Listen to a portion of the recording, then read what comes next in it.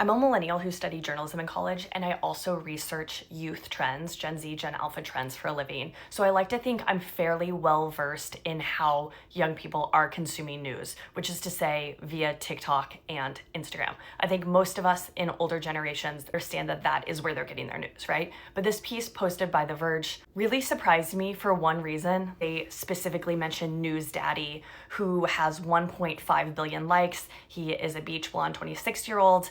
There's a lot of news influencers on TikTok, Reels, Shorts, etc. Okay, that's not surprising. What is though? They highlight that a lot of college students are getting their news from a talking fish styled after the animated news anchor that delivers breaking news in SpongeBob SquarePants. This isn't a joke. This is how a lot of young people are getting their news, apparently. Self-styled America's #1 news source. Literally, how can Walter Cronkite compete with this?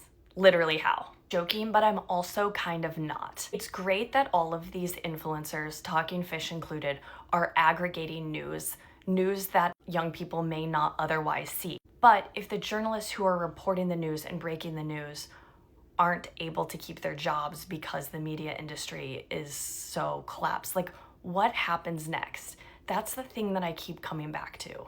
Many of the news influencers are making bank by re-reporting news, which again, I'm literally re-reporting this as we speak.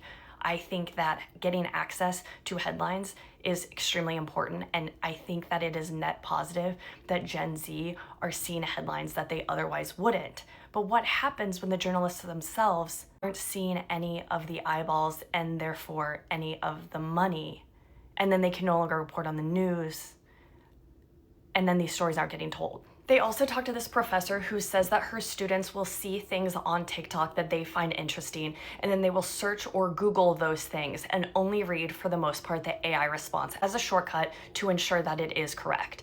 AI, she says, is the new sort of Wikipedia. I wonder endlessly about the future of news and journalism.